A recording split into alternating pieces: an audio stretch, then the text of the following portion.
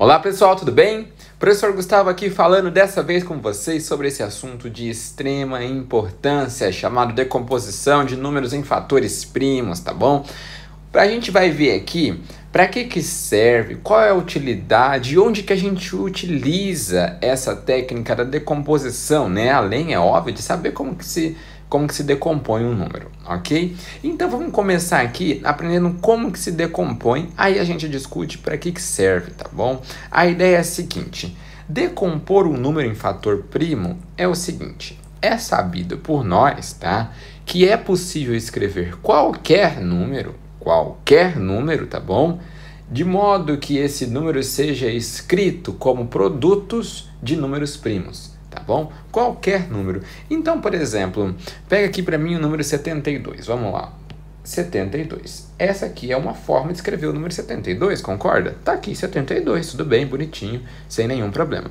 Só que a gente pode escrever esse número como sendo produto, né, resultado de uma multiplicação de vários números primos. E como é que eu vou saber disso, Gustavo? Bom, então se eu quiser saber quais são os números primos que multiplicados dão 72, a gente vai decompor ele em fatores primos, tá bom? Então a gente vai utilizar a técnica aqui de traçar essa barrinha do lado, tá bom? Vamos fatorar ele aqui em fatores primos, tá? E aí você vai começar a dividir por números primos esses 72. Começando do menor deles, aí você vai aumentando progressivamente, tá bom? Lembrando que número primo é aquele número que só é divisível por 1 e por ele mesmo, tá? A gente começa aqui com o número 2, que é o único número primo par, né? Indo para o 3, depois para o 5, 7, 11, 13, 17 e assim sucessivamente até o infinito, ok? Então, vou começar aqui a dividir esse 72 por 2, porque eu vi que ele é par, então deve dividir, né? Vamos lá. Continua aqui, dá 36, 72 dividido por 2, 36, maravilha. Vou continuar com o 2, porque o 36 ainda é possível de dividir por 2. Então, vamos lá. 2 aqui dá 18, tá bom? Vou continuar aqui com 2, isso aqui dá 9. Opa, agora eu percebi que não dá por 2, né? 9 não é divisível por 2. Então, eu vou para o próximo primo, tentar ver se dá certo. Qual é o próximo? 3. 3 dá, maravilha. Vou colocar aqui, ó, 3 de novo. Aí sobrou 1. Quando chegar no número 1, acabou, tá bom? Acabou. Então, vou parar aqui. Essa barrinha simboliza que a gente encerrou. Então, se você vir aqui e multiplicar, ó, 2 vezes 2, 4. Vezes 2, 8. Vezes 3, 24. Vezes 3, 72. Então, se eu multiplicar 2 vezes 2, vezes 2, vezes 2, vezes 3, vezes 3... isso aqui tem que dar o 72. Então, a gente acabou de descobrir que 72 pode ser reescrito como resultado da multiplicação desses números primos aqui, ó. Ok? Então, por uma questão de simplificação, a gente vai escrever que 72, ó, 72 é a mesma coisa que 2 vezes 2, vezes 2, vezes 3, vezes 3. Ok? Mas ainda mais elegantemente, né, a gente pode escrever esse número assim, ó. 2 vezes 2 vezes 2, a gente já aprendeu em potenciação, né? Que isso aqui pode ser escrito como 2 ao cubo, tá bom? E o 3 vezes 3, 3 ao quadrado. Então, aqui, ó, a gente vai representar bem aqui no finalzinho assim, ó, 2 ao cubo vezes 3 ao quadrado. Isso é a mesma coisa que 72. Mas, Gustavo, por que diachos eu ia querer pegar um número 72 que tá tão bonitinho, tá tão organizadinho, tá tão simples e vou querer escrever ele desse jeito?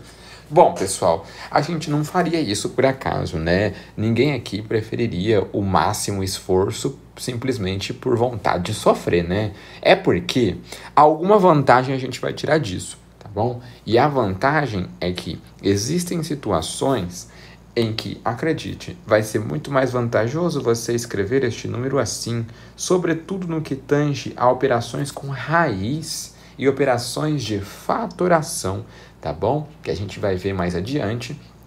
Em próximos vídeos, quando a gente tratar de fatoração, você vai precisar fatorar números, né? Escrevê-los na forma de multiplicação, e às vezes assim não é uma escrita interessante, mas quando eu tenho um número escrito como forma de produto, se torna muito mais prática a minha vida, mais tranquila, tá bom? Então é por isso que em situações a gente vai preferir escrever assim. Só um exemplo bobo aqui, ó. Olha só, por exemplo,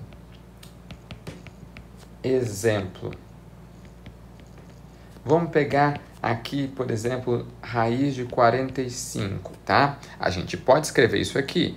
Pode. Mas, Gustavo, será que eu não consigo melhorar isso? A gente pode tentar. Pega o 45 e fatora ele. Decompõe ele aqui em números primos pra gente ver, tá bom? Por 2 não dá, porque não é par. Beleza? Mas dá por 3. Então eu vou começar no 3. Isso aqui dá 15. Maravilha. Dá para eu continuar no 3. Isso aqui dá 5. Isso aqui dá 5. Opa, cheguei no 1. Acabou. Então 45 pode ser resultado da escrita de 3 vezes 3 vezes 5. Concorda? Ou seja, 3 ao quadrado vezes 5. Então, no lugar de raiz de 45, olha só, eu vou escrever assim, ó, raiz de 3 ao quadrado vezes 5. Não mudei nada, continua a mesma coisa. Mas por que você fez isso, Gustavo? Bom, porque a gente pode utilizar, por exemplo, a propriedade da radiciação, que você vai lembrar aqui, né? Vou colocar aqui, ó, a propriedade era a seguinte: se eu tenho um número A, multiplicando aqui, ó, raiz x de b, isso aqui me era permitido fazer o seguinte, ó, eu conseguia colocar esse número a para dentro desde que ele entrasse elevado ao mesmo valor do índice da raiz, né? Beleza? O contrário também é válido. Se eu tiver aqui dentro, eu posso tirar. Então, olha só que coincidência aqui, ó. Eu tenho uma raiz de índice 2 e um número elevado ao quadrado aqui dentro. Eu posso tirar ele da raiz se eu quiser. Então, vem aqui, ó, esse 3 pode sair. Olha que maravilha. Fica 3, só que ele sai sem a potência, né? Ele fica com a potência lá dentro da raiz. E fica raiz de 5. Então, raiz de 45 também pode ser escrita assim. Beleza? Também pode ser escrito assim. E volto a dizer, a depender do contexto, a depender da situação, vai ser muito mais útil e preferível para você escrever neste formato do que neste daqui. Aí, sabe, quando não existe um jeito? Não existe, tá bom? É a hora de você pensar matematicamente, a hora de você ter aquele feeling, a hora de você conseguir perceber, falar, poxa, e se eu escrever assim? Será que me ajuda? Essa visão a gente desenvolve com o tempo e com a prática, tá bom? Não existe uma receitinha de bolo para a gente saber quando é o melhor. O melhor é aquela situação que você identificou e falou, poxa, se eu for por aqui eu consigo chegar. Então, confia, esse é o seu melhor caminho, tá bom? Muito obrigado, pessoal, pelo carinho, pela atenção. Vamos que vamos e até a próxima.